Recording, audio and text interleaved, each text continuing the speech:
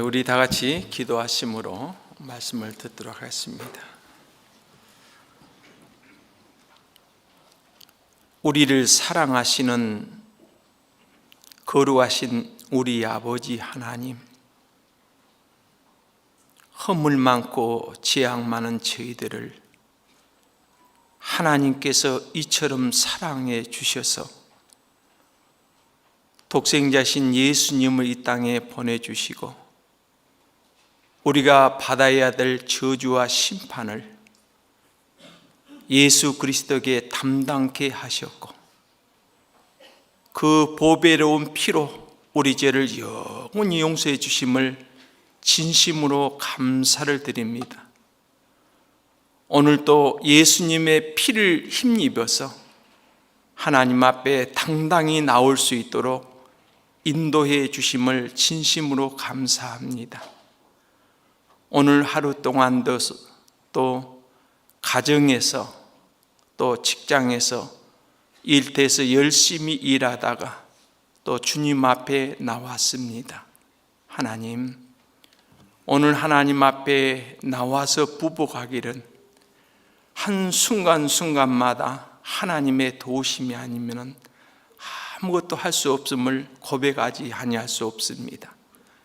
이 시간도 여러 가지 기도의 제목을 안고 하나님 앞에 나왔습니다. 하나님은 각 사람의 마음을 아시는 주님, 오늘도 우리의 모든 소원과 간구하는 것들 하나님이 응답하시고 오늘 주님 앞에 나올 때만 해도 무거운 발걸음, 답답한 마음으로 왔지만은 오늘 말씀을 통해서 우리에게 큰 위로가 되게 하시고 또 힘이 되고 용기가 되는 말씀이 될 수 있도록 인도하여 주셔서 돌아갈 때는 가벼운 마음으로 주께 모든 염려 맡기고 돌아갈 수 있는 우리 모두가 되게 하여 주시옵소서. 이 밤에도 우리와 함께 하신 하나님께 감사드리며 우리 주 예수님의 이름으로 기도합니다. 아멘. 성경은 시편에서 보겠습니다. 시편 34편 되겠습니다.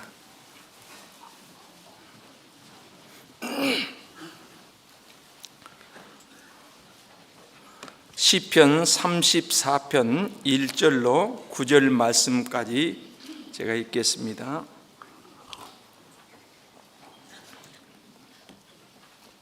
시편 34편 되겠습니다. 내가 여호와를 항상 송축하며 그를 송축함이 내 입에 계속하리로다. 내 영혼이 여호와로 자랑하리니 공고한 자가 이를 듣고 기뻐하리로다. 나와 함께 여호와를 광대하시다 하며 함께 그 이름을 높이세. 내가 여호와께 간구하매 내게 응답하시고 내 모든 두려움에서 나를 건지시었도다. 저희가 주를 앙망하고 광채를 입었으니 그 얼굴이 영영이 부끄럽지 아니하리로다. 이 공고한 자가 부르짖음에 여호와께서 들으시고 그 모든 환난에서 구원하셨도다. 여호와의 사자가 주를 경외한 자를 둘러 진치고 저희를 건지시는도다. 우리 8절 9절은 같이 읽겠습니다. 너희는 여호와의 선하심을 맛보아 알지어다. 그에게 피하는 자는 복이 있도다. 너희 성도들아 여호와를 경외하라. 저를 경외하는 자에게는 부족함이 없도다.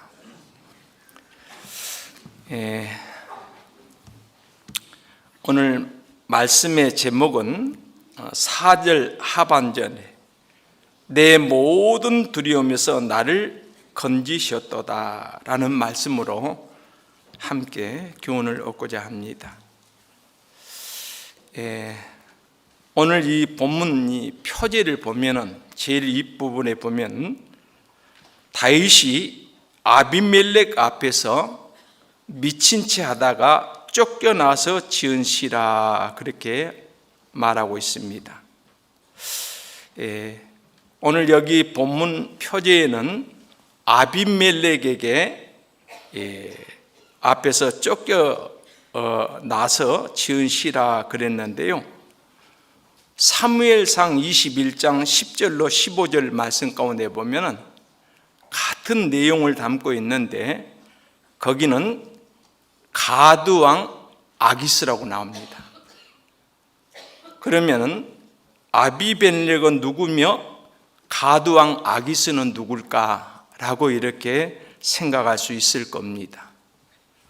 자, 여기에 아비멜렉은 블레셋 나라의 왕을 호칭할 때 아비멜렉이라고 부릅니다. 그러니까 오늘 다윗이 아비멜렉 앞에서 미친 채 하다가 쫓겨나온 시라고 했는데, 그때 당시 블레셋 왕이 가드왕 아기스라 그 말이에요. 그래서 우리가 이제 아비멜렉 그렇다면은 블레셋 나라의 그 왕가의 호칭이구나, 왕의 이름을 아비멜렉이라 이렇게 부르구나, 그러면 이해하기 쉬울 겁니다. 그래서 아비멜렉이란 뜻은, 아비라는 뜻은 아버지란 뜻이요, 우리 히브리어 말로 멜레크는 왕이란 뜻입니다. 그래서 아버지는 왕이다 이렇게 말할 수 있습니다. 우리가 애굽 왕도 부를 때 뭐라고 그래요? 바로라고 하잖아요. 또는 파라오라고도 불려요. 애굽의 왕의 칭호, 왕가의 칭호입니다. 그래서 바로라 그러면은 그 시대의 왕을 바로라고 부르고, 또한 파라오라고도 부르죠. 파는 아들이라는 뜻이요, 나오는 태양이라는 뜻입니다. 그래서 태양의 아들, 우리가 애굽은 태양을 섬기잖아요. 그래서 그때 당시 바로의 왕, 또 파라오는 왕가의 호칭이라고 이렇게 생각하면 이해가 될 겁니다. 자, 오늘 본문 내용은 다윗이 사울 왕에게 10년 동안 도피 생활을 하게 됩니다. 그 도피 생활은 가운데 많은 환난과 역경과 고난 가운데서 어떻게 그 어려운 문제를 이렇게 해결했는지, 그 문제를 해결한 부분들을 여기에 본문 안에 기록이 되어 있습니다. 자, 그렇다면은 우리가 다윗에 대해서 생각하기를, 하나님 앞에 사울 왕이 무슨 죄를 그렇게 범했기에 10년 동안이나 이렇게 도피 생활을 했을까? 그가 이렇게 10년 동안 도피 생활한 이유는 그가 왕에게 어떤 큰 범죄, 반역죄를 일으키지 않았다면 이렇게 오랜 기간 동안 도피 생활을 하지 않았을까라고 생각합니다. 그러나 오늘 다윗은 전혀 그러지 않는다는 걸 우리가 잘 알게 될 것입니다. 자, 우리가 다윗에 대해서 많은 장점을 가지고 있는 사람이란 것을 잘 알죠. 우리가 그를 평가하기를 믿음이 좋은 사람, 또는 전쟁에 능한 자잖아요. 지략가입니다. 아주 전쟁에 대해서 아주 이렇게 그 지혜가 많은 사람이죠. 그리고 하나님의 마음에 합한 자라 그런 말도 하고, 이렇게 다윗에 대해서 좋은 장점을 많이 알고 있습니다.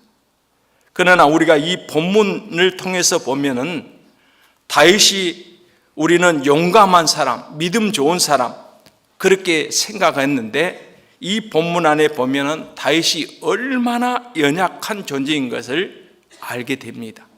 그래서 우리가 다윗 한 면을 보면은 아주 좋은 장점을 가진 사람이다, 또 믿음이 좋은 사람이다, 어떤 어려움에도 그는 굴하지 않는 사람이라고 생각할 수 있는데, 또 한 면에 보면은 우리와 같은 아주 연약한 존재란 것을 우리가 또 알게 될 것입니다. 자, 그러면 다윗이 사울 왕에 의해서 10년 동안 도망 다녀야 될 이유가 뭐였을까? 이게 우리가 궁금하죠. 우리 사무엘상 18장을 한번 보겠습니다. 사무엘상 18장에 다윗이 이렇게 10년 동안 도피 생활을 했는가를 알게 될 것입니다. 사무엘상 18장 6절부터 제가 읽겠습니다.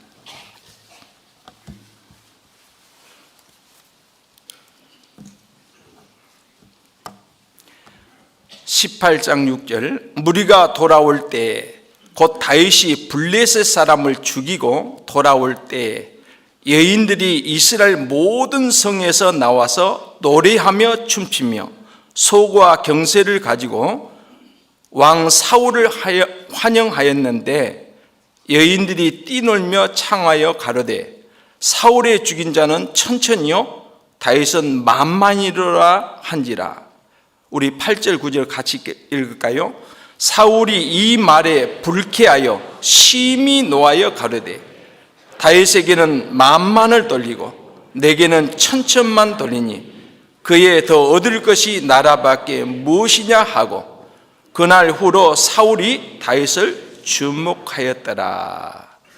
자, 6절에 보면 무리가 돌아올 때 곧 다윗이 블레셋 사람을 죽이고 돌아올 때라 그랬습니다.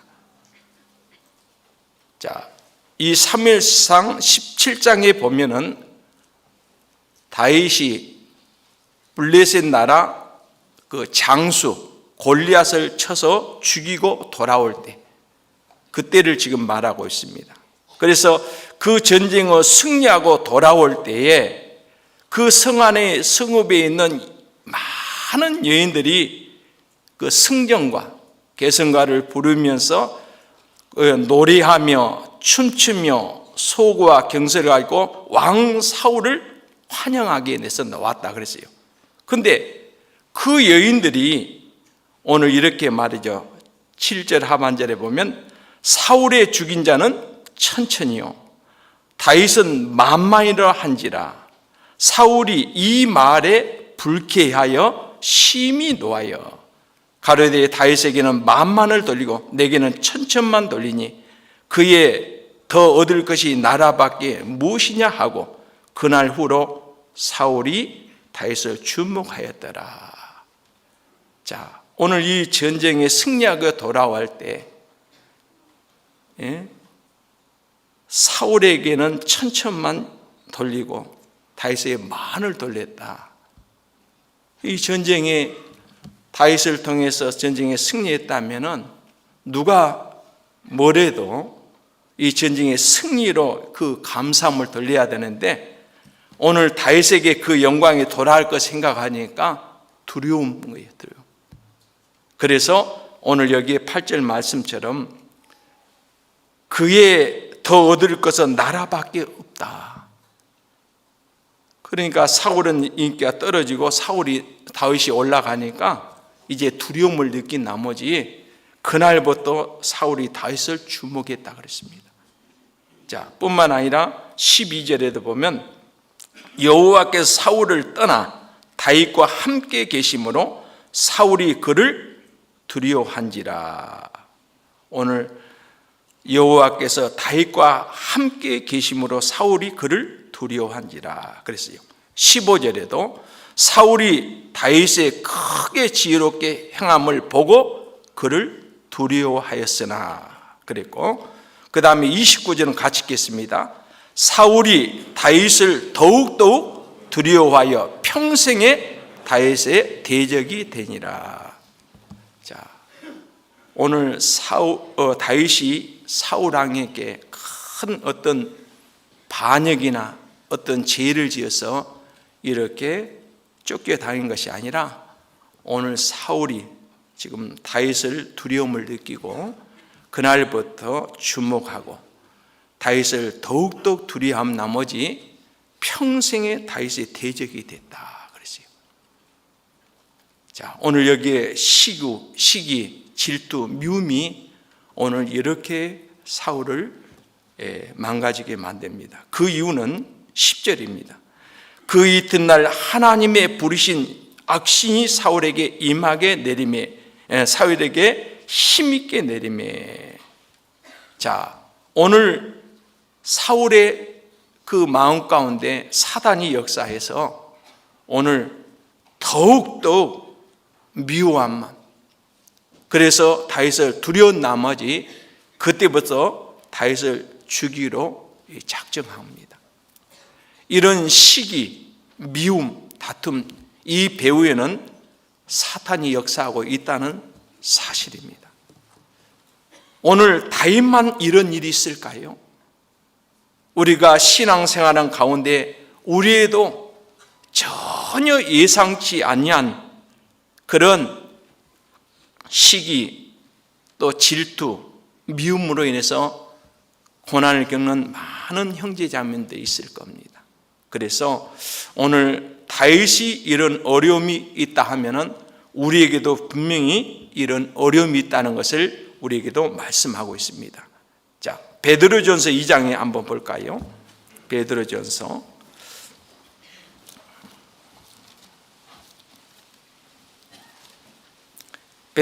2장 19절 제가 읽겠습니다.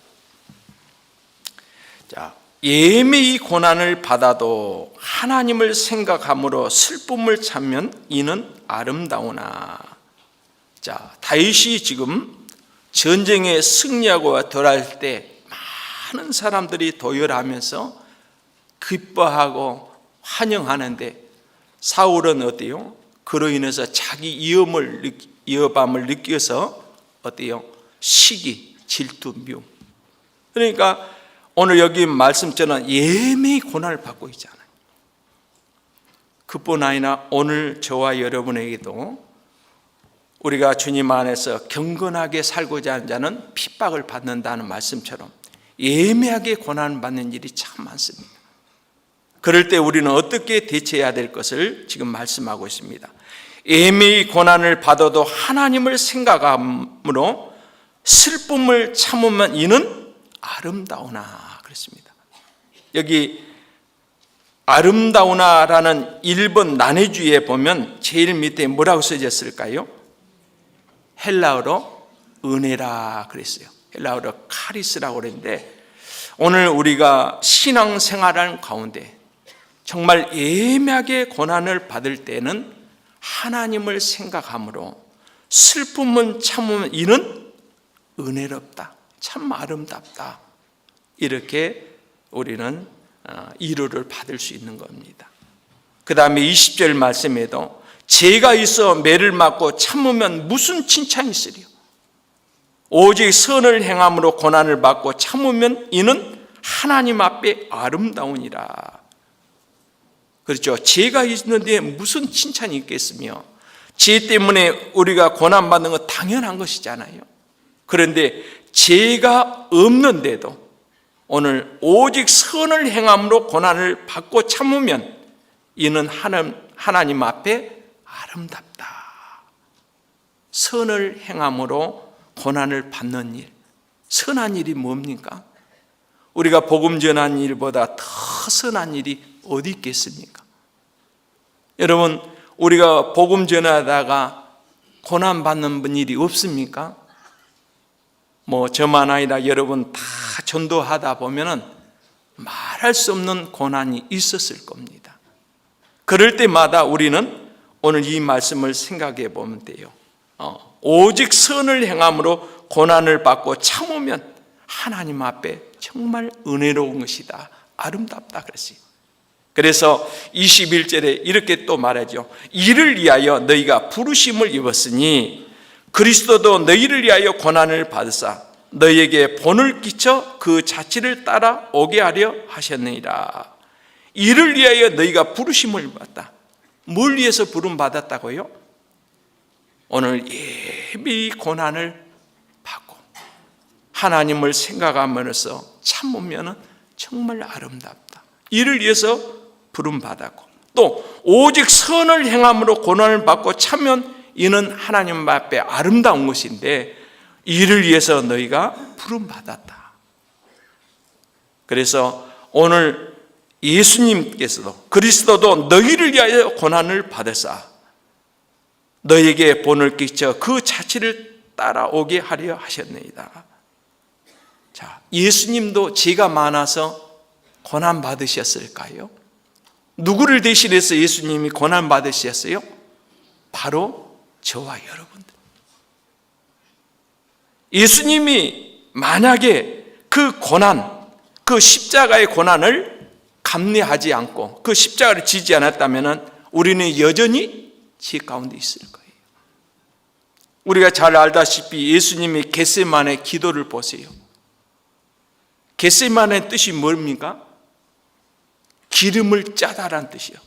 영어로 오일 프레스. 어떤 유압기에 참기름 짤 때 어때요? 유압기에 넣어서 팍 짜내면은 우리가 볼 때 깨에서 무슨 기름이 날 것 같아요. 그런데 그 유압 기계에다가 쫙 넣으면 기름이 쭉 나오잖아요.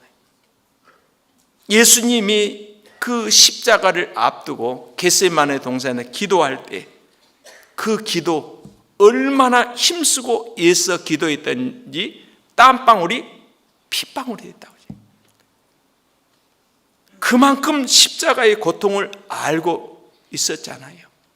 예수님도 완전하신 하나님이요 완전하신 인간의 모습, 우리와 똑같은 연약한 몸을 또 입고 있잖아요.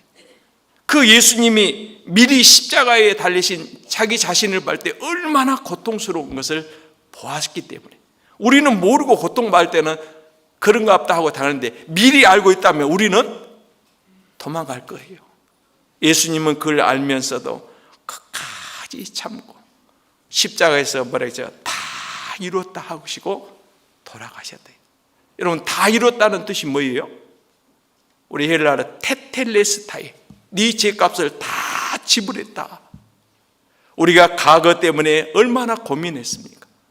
과거의 모든 죄를 씻기 위해서 얼마나 우리는 부르짖고 기도해도 항상 마음에 답답함을 느꼈잖아요.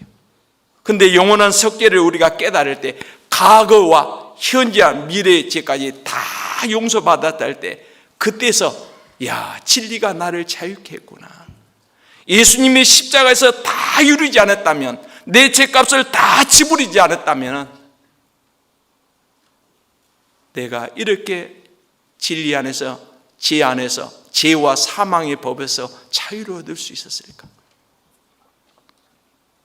저는 그 말씀에 나는 모든 것을 버리고 이 교회로 돌아온 사람 중에 한 사람이에요. 전에는 로마서 10장 2절 말씀을 항상 마음에 드세요. 하나님의 의를 모르고 자기 의를 세우려고 힘써 하나님의 의를 복종하지 않았다. 자기 의. 예수님이 다 십자가 이루는 주님이 십자가 완성한 복음의 도를 잘 몰랐어요. 지난날의 용서는 다 했다는 것을 믿어지는데 영원한 속죄를 못 믿어졌어요. 안 믿었어요. 그래서 말씀을 듣는 가운데 예수님이 영원한 속죄를 다 이루었구나. 지난날의 과거와 현재와 미래까지 영원한 속죄를 깨달았을 때 맞다. 제가 신학교를 두 군데에 공부를 했어도 이 말씀을 깨닫지 못했는데 정말 우리가 가장 우리 교회를 비판하고 잘못된 교회라고 했는데 세상에 여기서 그 정확하게 말씀을 전했다니 너무 충격을 받았어요. 그래서 영원한 속죄 때문에 모든 것을 손을 들고 다 내릴 수밖에 없어요. 우리는 유다서 1장 3절을 잘 아실 거예요. 이제 우리가 받은 이 복음의 도를 위해서 힘써 싸우라. 우리가 영원한 속죄가 아니면 결코 구원이 될 수 없잖아요. 우리는 거기에서 우리는 다 모든 죄가 다 용서받았다는 사실을 확증할 겁니다. 그래서 이를 위하여 너희가 부르심을 입었다. 우리 주님도 예매의 고난을 받지 않았냐? 복음을 위해서 예수님도 그 고난을 다 참지 않았느냐? 그리스도도 너희를 위하여 고난을 받사 너희에게 본을 끼쳐 그 자취를 따라오래. 우리가 주님 따른 이유가 뭡니까? 예수님도 예매하게 받은 그 고난, 묵묵히 십자가에서 그 고난을 다 받으셨잖아요. 히브리서 5장 8절에 보면 그가 아들이시라도 받으신 고난으로 순종함을 배웠다. 죄가 있어서 고난 받으셨습니까? 이사야 53장 6절에 보니까 우리 무리의 죄악을 그에게 다 담당하셨다. 고린도후서 5장 21절은 죄를 알지도 못하신 자로 우리를 대신하여 죄를 삼으셨다고 했잖아요. 하나님의 의가 되리게 하십니다.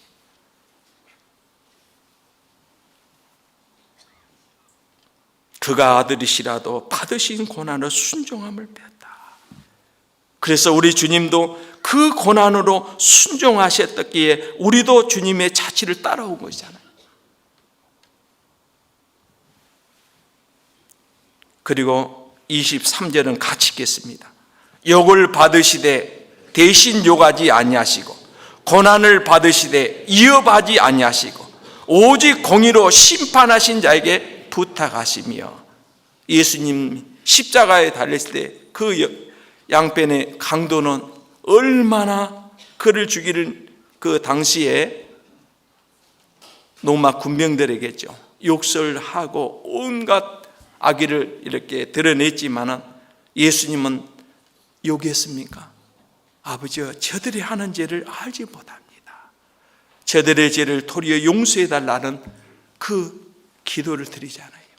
그러면서 오늘 욕을 받으시되 대신 욕하지 아니하고 고난을 받으시 이업하지 아니하고 오직 공의로 심판하신 자에게 부탁한다. 그렇잖아요.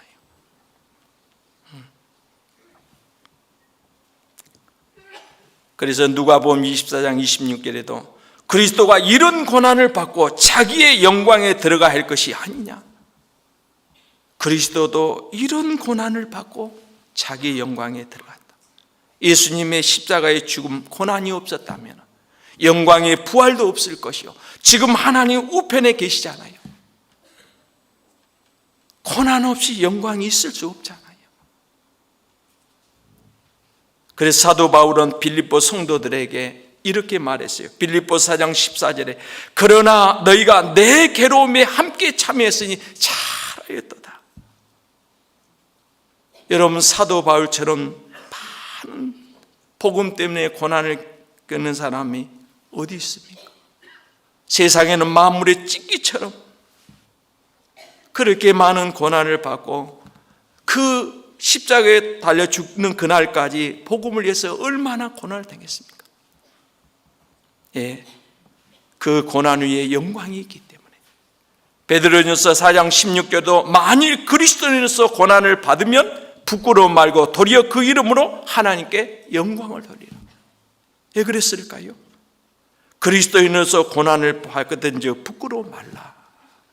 그 이유는 로마서 8장 18절에도 생각건대 현재의 고난은 장차 우리에게 나타날 영광과 촉히 비교할 수 없는 그 영광이 예비되기 때문에, 그래서 사도 바울은 빌립보 성도들에게 너희가 내 괴로움에 함께 참여했으니 잘하였도다. 여러분, 오늘 고난 없는 분도 있습니까? 다 모양은 다르지만 각자의 다 고난이 있을 거예요. 여기 앞에 청년들이 많이 계시는데 우리 청년들이 고난이 뭐일까요? 직장 때문에 많은 걱정과 염려 있을 거예요. 또 직장에 가서 또 신앙생활 한다는 그것 때문에 애매하게 고난을 받을 때 많잖아요. 전도하고 싶지만 전도할 수 없는 그 가운데서 얼마나 마음 졸입니까? 기회만 있으면 어떻게 전도를 해야 되는데 그러지 못하고, 그러한 것들이 생각할 수 없는 고난들이 많이 있을 거예요. 또 가정적으로 보면 우리 형제자매들 요즘에 경기 어려울 때잖아요. 여러 가지 물질에 참 염려하시는 것도 많고 또 자녀들이 속쓰리고 힘든 일도 많고, 우리 각자의 물으면 다 고난이 많아요. 우리 조모임, 구역모임 할 때마다 간증이 다 고난된 얘기. 각자에게 다 모양은 다르지만 다 고난이 있어요. 그런데 주님은 이 고난을 참고 주님과 함께 이렇게 동행할 때 참 아름답다, 너무 은혜스럽다 라고 말했고, 그래서 이 고난을 다윗은 또 어떻게 극복했는지 우리를 한번 또 생각해 보고자 합니다. 자, 다윗이 지금 사무엘상 18장으로부터 26장까지 쭉 보면은 다윗이 계속해서 사울의 추격을 받아 도망 가는데 어디까지 가냐? 이제는 예루살렘에 더 머물 수가 없어요. 사무엘상 24장에 보면은 사울이 3,000명을 데리고 다윗을 찾기 위해서 샅샅이 그야말로 이잡듯이 막 찾아들어요. 그래서 다윗이 숨을 곳이 없어 지금 어디로 나가냐? 블레셋 나라, 이방 나라로 내려가는 거예요. 자, 우리 사무엘상 21장으로 이제 한번 가봅시다. 사무엘상 21장.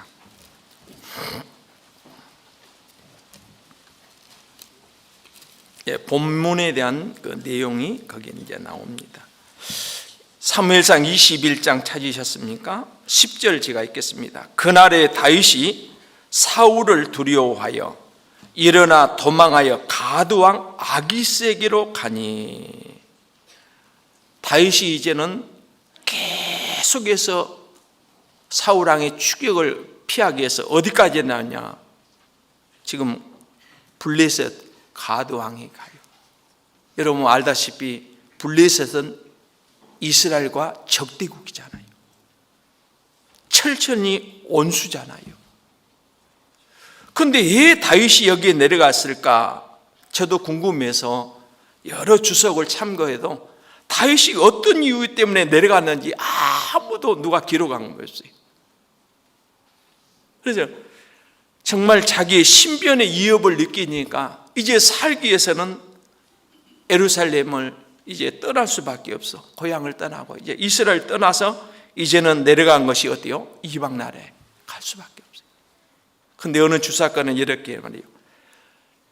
전에는 블레셋 나라 그 적장 골리앗을 쳐 죽였을 때 이제는 그 자기 다윗을 통해서 죽임을 당했는데 블레셋 사람들이 오래된 일이기 때문에 잊었겠지 하고 이제 내려갔을 거라 이런 생각을 가져요. 우리도 그렇게 생각할 수 있겠죠. 그 남의 적대고 남의 나라를 여기 내려가 숨으려고 했을까? 또 한편으로 보면은 다윗은 이스라엘의 어떻게 보면 장군, 골리앗을 때려 엎을 정도로 그 용맹한 사람, 그 사람이 지금 적대고 그 이방 나라에 들었을 때 이렇게 생각할 수도 있을 거예요. 그 적장이 우리에게 기순한 거 아닌가? 그를 환영하면서 받아줄 줄을 생각했을 수도 있을 거예요. 예, 비무장이잖아요. 어떤 무기를 가지고 내려간 거고, 그리고 뭐 군사를 대동한 것도 아니고 단신 혼자 지금 내려갔거든요. 그래서 혹시 블레셋 사람들이 자기들 못 알아보든지 아니면은 그들이 나를 안다면은 내가 여기에 내는 것은 항복하는 어떤 기술하는 목적으로 오지 않았을까라고 또 생각도 할 수 있어요. 그런데 자기를 받아두고 환영할 줄 알았지만은 완전히 예상 밖의 일이 벌어집니다. 그게 이제 11절입니다. 아기스의 신하들이 아기스에게 고하되 이는 그 땅의 왕 다윗이 아니니까 무리가 춤추며 이 사람의 일을 창하여 가르되 사울의 죽인 자는 천천히요 다윗은 만만이로다 하지 아니하였나이까 한지라. 자, 지금 다윗이 블레셋 나라 아기스에게 도움받으러 갔는데 거기에 블레셋 나라 신하들이 다윗을 알아봤어요. 오늘 사울의 죽인 자는 천지이요 다윗을 죽인 자는 만만이로다. 이 말을 했을 때 다윗이 얼마나 두려움을 느꼈겠어요. 12절에 보면 다윗이 이 말을 마음에 두고 가드왕 아기스를 심히 두려워하여 그들의 앞에서 그 행동을 변하여 미친 채하고 대문짝에 그적거리며 침을 수염에 흘리며 아기스가 그 신하에게 이르되 너희도 보거니와 이 사람이 미치광이로다. 어찌하여 그를 내게로 데려왔느냐?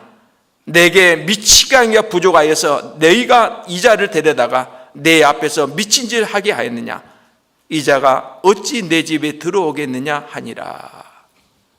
자, 다윗이 도움받기에 내려갔는데 오늘 여기에 지금 죽을 뻔했잖아요. 그러면서 다윗과 같은 다윗의 그 평소의 모습이 전혀 나타나지 않아요. 그 당당하고 그 용맹스러운 다윗이 지금 보세요. 거기 앞에서 행동이 어떻게 변해요? 미친 채. 다윗의 모습이 아니잖아요. 그렇게 당당했던 다윗이 이렇게 초라하고 이렇게 비참하게 나약하다 이 말이에요. 다윗이 여기서 이제 무엇을 깨달았을까요? 무엇을 깨달았을까요? 이 사무엘상 앞으로 쭉 26장까지 보면 다윗이 여러 사람들에게 도움을 청하기 위해서 갔어요. 그러나 도움을 청하러 갔는데 나중에 사울왕에게 그것이 알려지게 돼요. 여기에 21장에도 보면은 놉당에 아히멜렉이라는 제사장이 있습니다. 그 제사장의 도움을 받으러 갔는데 나중에 그걸 도액이라는 사람이 알았어요. 그래서 사울왕에게 다윗이 지금 아히멜렉 집에 거기 가서 음식을 대접받고 거기서 지금 숨어 있습니다 라고 고발하니까 다윗이 사울왕이 이제 그 집에 가서 어떤 일이 있습니까? 한번 보세요. 오늘 봅시다. 13절부터 여기 22장 한번 봅시다. 22장 사무엘상 22장 한번 봅시다. 시간이 없지만 좀 읽고 넘어가 봅시다. 사무엘상 22장 찾으셨습니까? 사울이 그에게 이르되 내가 어찌하여 이새의 아들과 공모하여 나를 대적하여 그에게 떡과 칼을 주고 그를 위하여 하나님께 물어서 그로 오늘이라도 매복하였다가 나를 치게 하려 하였느냐.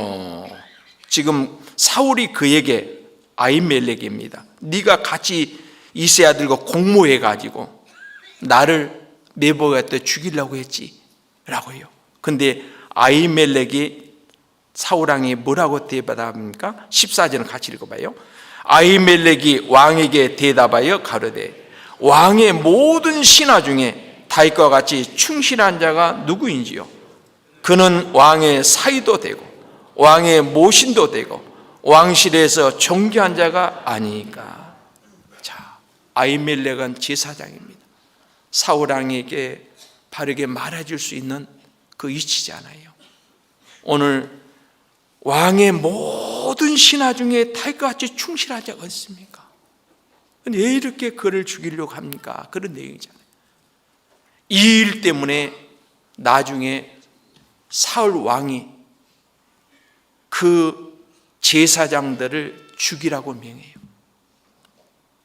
거기에 도액이라는 사람이 오늘 예보지 입은 제사장들이 85인이 죽습니다. 그러니까 다윗이 때문에 다윗을 숨겨졌던 이유 때문에 이렇게 무고한 생명이 제사장이냐 그것도 85인이 죽어. 그래서 도망가시 어디까지 도망가요? 이제 이방까지 내려가는 것입니다. 자, 그래서 이제 시편 34편으로 이제 이제 들어가겠습니다.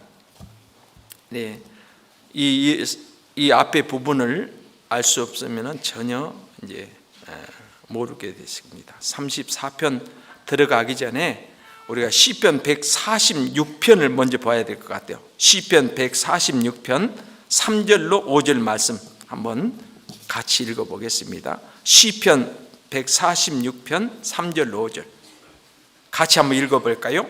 방백들을 의지하지 말며 도울 힘이 없는 인생도 의지하지 말지니 그 호흡이 끊어지면 흙으로 돌아가서 당일에 그 도모가 소멸하려다. 야곱의 하나님으로 자기 도움을 삼으며 여호와 자기 하나님에게 그 소망을 두는 자는 복이 있도다.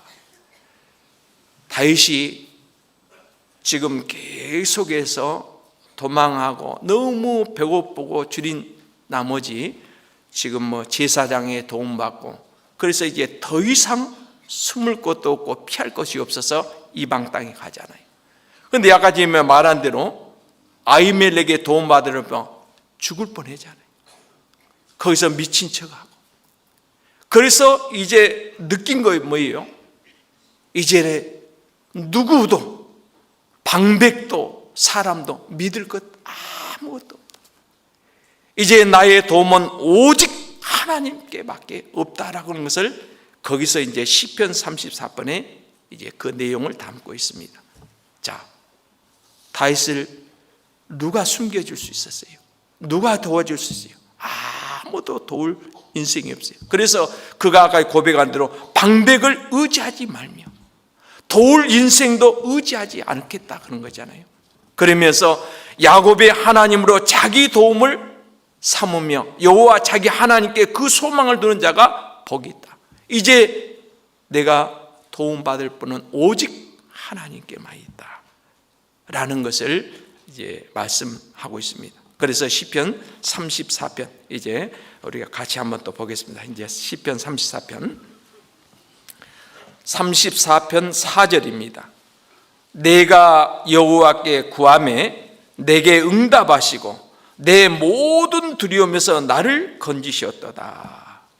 내가 여호와께 구하매 내게 응답하시고 내 모든 두려움에서 나를 건지셨도다. 이제는 누구 방백도 어떤 사람도 내가 지금 이렇게 쫓겨다니고 정말 이런 죽음의 위협을 느낄 때 누가 나를 도와줬던가? 이제 나의 도움이 바로 하나님께 있구나. 오로지 이제 하나님만 의지하는 이제 그 내용을 계속 말하고 있습니다.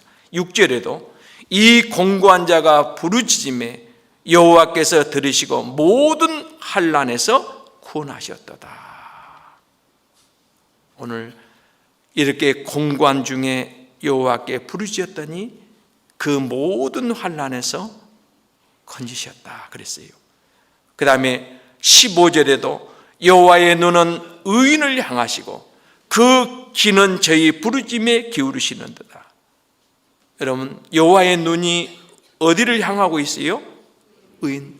오늘 저와 여러분을 향해서 하나님은 눈을 향하고 있답니다. 그리고 그 귀는 저희 부르짖음에 귀를 기울이신다. 오늘 시편 바로 옆에 33편 13절에도 보면 여호와께서 하늘에서 감찰하사 모든 인생을 보시며 하나님이 지금 하늘에서 감찰하고 있어요. 역대하 16장 9절에도 하나님의 눈은 온 땅을 두루 감찰하사 전심으로 자기를 향한 자에게 가까이 하시고 능력을 베푸시려고. 여러분 하나님이 나를 감찰하고 계신다. 14절도 곧 그 거하신 곳에서 세상의 모든 거민을 하감하시는도다. 15절은 같이 읽어봐요. 저는 일반의 마음을 지으시며 저희 모든 행사를 감찰하시는 자로다. 예, 계속해서 감찰하시고 하감하시고 감찰하시고 하나님이 의인의 눈을 향하고 있어요. 지금 여러분들이 겪고 있는 그 고난 하나님 아실까요? 모르실까요? 알다 맞다요. 하나님은 여러분들의 지금 어떤 상태, 어떤 상황에 있는지 하나님은 다 알고 있어요. 다윗이 그렇게 10년 동안 쫓겨다니면서 그렇게 쫓겨다니면서 죽을 고비를 얼마나 넘겼습니까? 그런 가운데에서 하나님이 피할 길을 주셨고, 또 그 어려운 가운데 사람을 의지해 보려고 했지만은 아무도 자기의 도움이 되지 못했어요. 그래서 의지할 분은 오직 하나님밖에 없다. 하나님은 다윗이 그런 겪고 있는 모든 고난을 다 보셨고 아셨고, 그리고 하나님께 부를 때 응답해 주셨다고 그러죠. 사랑하는 형제 자매님들, 오늘 우리가 다윗만 이런 고난을 받는 거 아니잖아요. 우리도 똑같은 지금 상황에 처한 분들이 많이 있을 거예요. 우리가 하는 일은 뭐예요? 이제 하나님은 의지할 수밖에 없고, 우리가 할 수 있는 것은 주님만 바라보며 기도할 수밖에 없어요. 하나님의 도우심이 없으면 아무것도 할 수 없다는 거잖아요. 17절에도 의인이 외침에 여호와께서 들으시고 저희의 모든 환난에서 건지셨도다.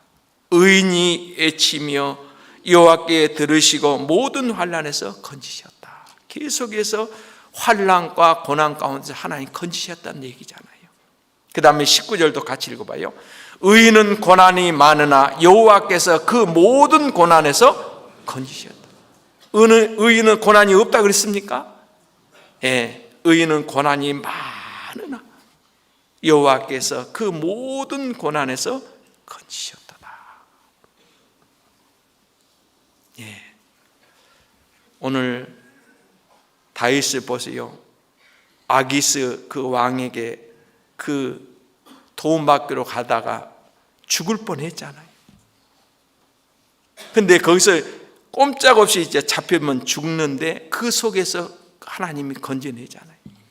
시편 40편 2절에도 보면 나를 기가 막힐 웅덩이와 수렁에서 끌어올리시고 내 발을 반석 위에 두사 내 걸음을 경고케 하셨도다.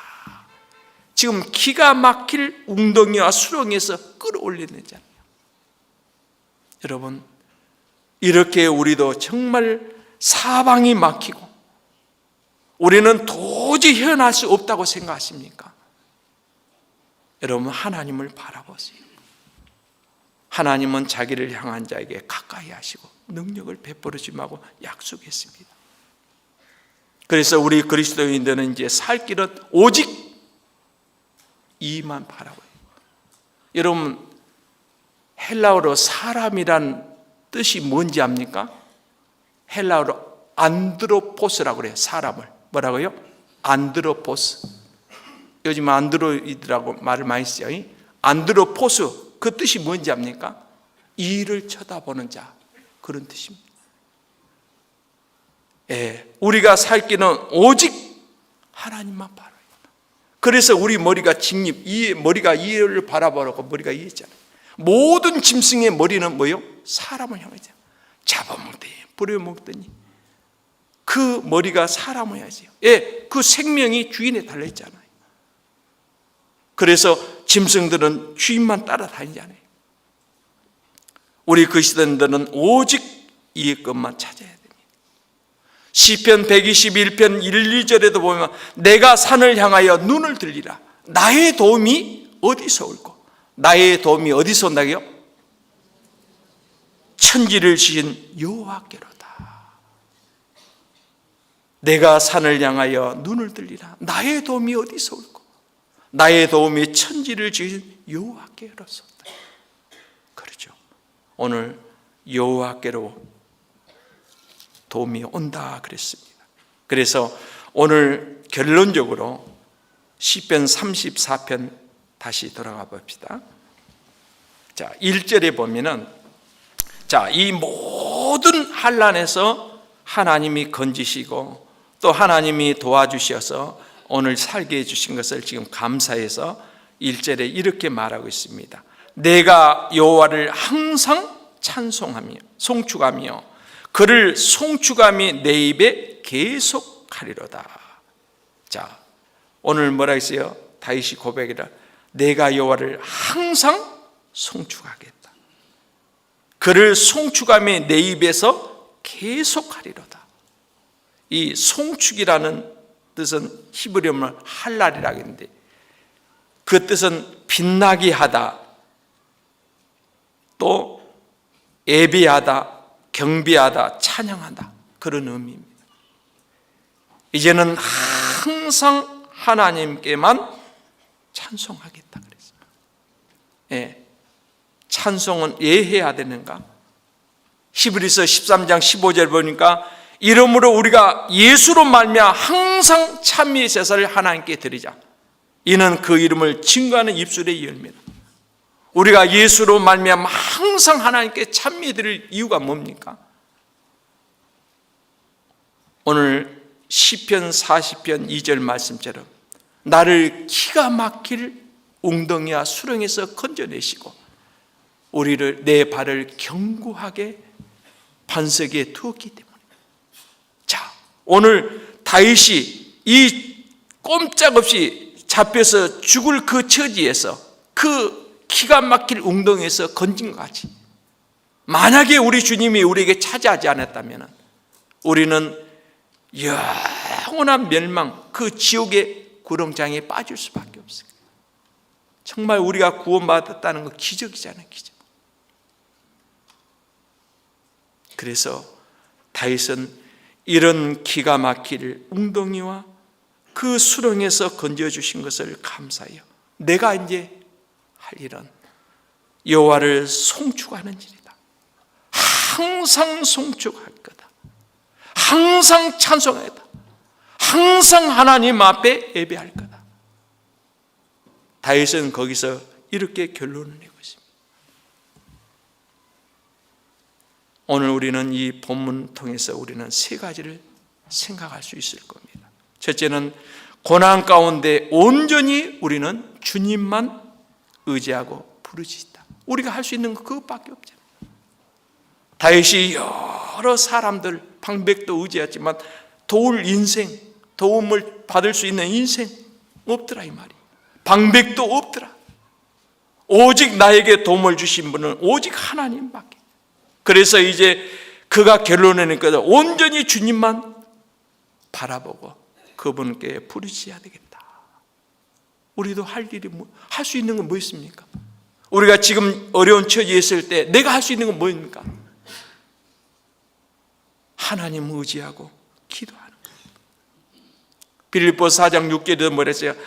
아무것도 염려하지 말고 모든 일에, 오직 모든 일에 기도와 간구로 하나님 구할 것을 하나님께 감사함을 아뢰라. 이것밖에 없잖아요.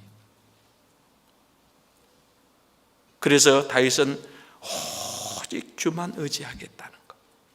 그 다음에 두 번째는 고난 중에 있을지라도 나는 항상 감사하고 항상 찬송하겠다. 그거잖아요.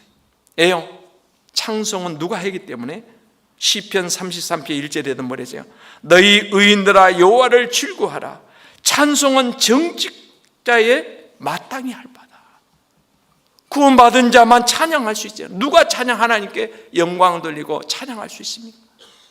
오늘 이것을 깊은 구렁이와 수렁에서 건짐받은 자, 우리는 지옥 갈 수밖에 없는 그 운명에서 나를 건짐받아 구원해 주신 하나님께 내가 돌릴 찬송, 그것밖에는 드릴 것이 없어요. 다윗은 그걸 생각했어요. 내가 이제는 하나님 앞에 항상 송축하는 일, 항상 감사하는 일, 항상 예배하는 일, 그것밖에는 더 드릴 것이 없다. 그 다음에 세 번째는 욥기 17장 19절 말씀에 인용했을 것 같아요. 거기서 제가 읽겠습니다. 욥기 17장 9절에 보면 그러므로 의인은 그 길을 독실히 행하고 손이 깨끗한 자는 점점 힘을 얻느니라. 의인은 그 길을 독실히 행하고, 이 독실히 행한다는 말은 그 길을 끝까지 고수하겠다, 그런 뜻이고, 그 다음에 오늘 그 길을 독실히 행하고 손이 깨끗한 자는 점점 힘을 내다. 내가 할 수 있는 것은 하나님 앞에 의로운 것, 깨끗한 것밖에 없다. 사무엘상 26장에 보면은 그 사울 왕을 죽일 수 있는 기회가 딱 왔어요. 그런데도 하나님께서 그 기름 부으신 종, 기름 부은 사람을 내가 어찌 손을 대겠냐? 그 원수를 만나면 어찌 그를 보내겠느냐? 원수가 있었지만 죽일 기회도 있었지만 그를 살려줘. 그를 긍휼히 여겼다고 했어요. 그 생명을 아주 긍휼히 여겼다고 했어요. 하나님은 내 생명이 귀한 것처럼 그 사울의 왕에도 귀합니다. 그를 아주 영혼을 귀하게 여겼어요. 여러분, 긍휼이라는 뜻이 뭔지 압니까? 우리 히브리어 말에 긍휼이라는 뜻은 여자분들이 자궁을 의미합니다. 자궁이 그 생명이 잉태되잖아요. 그렇게 사울 왕을 죽일 수 있는 그 기회가 왔을 때 내 생명이 귀한 것처럼 나도 그 생명을 귀하게 여겼습니다. 하나님은 영혼을 사랑한 자를 아주 귀하게 봐. 그렇기 때문에 하나님께서 오늘 내가 손을 들어 그 기름 부은 자를 내가 해하지 않겠다. 그는 끝까지 자기 자신을 하나님 앞에 독실히 행하고 또 자기 손을 깨끗하게 했다. 그래서 하나님은 점점 힘을 얻느니라 그랬습니다. 여러분, 고난이 꼭 나쁜 것만 아니에요. 다윗이 이런 고난 가운데 안 있었다면, 이런 고난에 치였으면 굉장히 교만했을 거예요. 왜요? 우리가 볼 때 처음에 장점을 이야기했잖아요. 자, 믿음 좋은 사람, 영명한 사람, 전쟁에 통일한국 이랬잖아요. 아주 지략가, 아주 전쟁에 지혜롭게 잘한 사람, 마음에 하나님의 합한 자라고 했잖아요. 만약에 그가 그것만 있었다면 교만할 수도 있었을 거예요. 하나님이 이렇게 철저히 낮출 때 내 힘도 아무 의미가 없구나. 사람을 의지해봤지만 방백도 의지할 거 못해요. 아무도 의지할 거 없고, 하나님이 한순간순간 도와주지 않으면 나는 아무것도 할 수 없는 연약한 존재라는 것을 철저히 여기서 깨달았습니다. 이제 말씀을 마치려고 합니다. 사무엘 하 3장 1절 한번 같이 보겠습니다. 사무엘 하 3장 1절,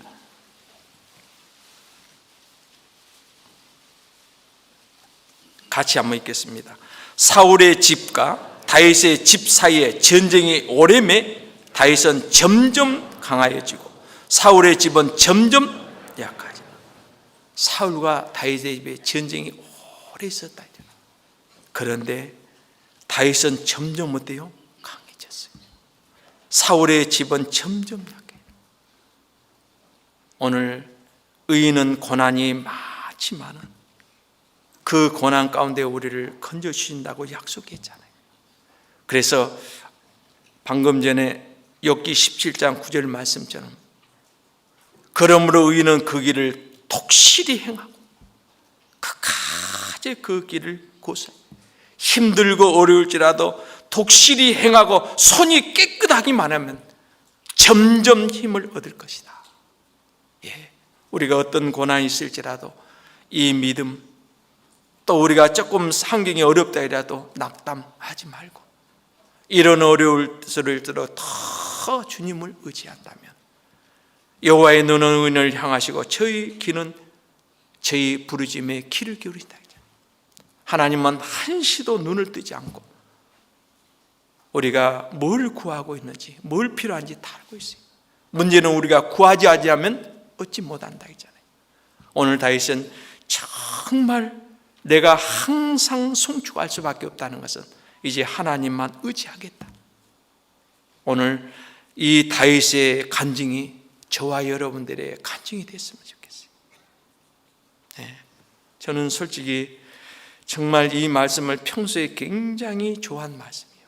예, 여러분 알다시피 말도 어둔하고, 그러나 하나님을 사랑하는 마음은 그 누구보다도 열정은 있는 것 같아요.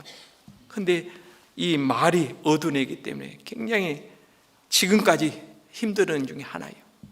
근데 이 기쁨은 이 세상의 누구보다도 이 기쁨, 그 기쁨은 말할 수 없습니다.